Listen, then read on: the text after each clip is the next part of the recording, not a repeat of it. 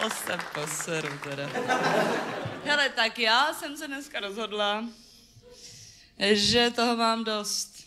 Konec vlády jedné strany a konec vlády jednoho muže v jednom rezortu.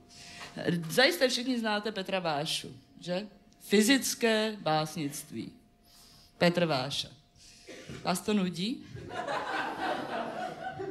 To jste si snad měl dojít dřív, miláčku, ne? Chlapče. To je úplně nový pocit.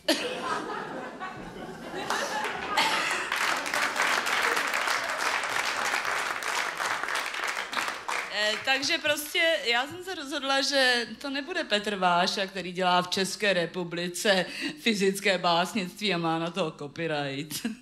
To umíme i my. Já vám to předvedu. Abyste věděli, co to je fyzické básnictví, když ho provádí žena.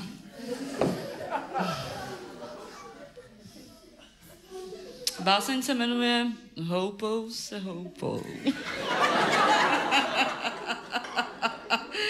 Promiňte, já si nemám odepilované podpáží, tak jak by se slušelo, ale tak se mi tam nekoukejte. Koukejte se mi na ta ňadra, dokud je mám.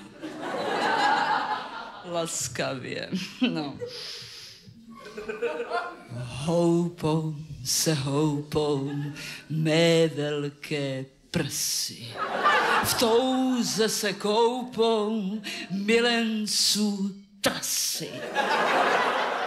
Trs, prs, trs, prs, trsy, prsy, trsy, prsy, trsy, prsy. A cože nám to netleskej, neruš mi koncepci, člověče. Nevím právě, jak je to dá. Jo, jasně, vím. Netřeba agentů s průzračnou vodou. Netřeba křtitelnic. Třeba je zřítelnic, třeba je trsů, co očima klovou.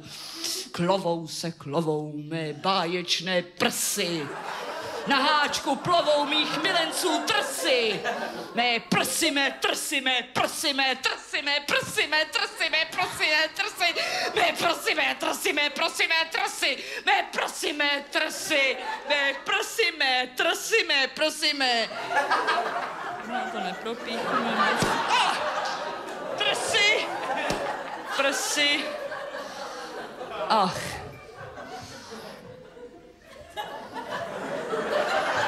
To bylo řečeno s Petrem Vášou, jak já to mám s tou svojí fyzickou kašou.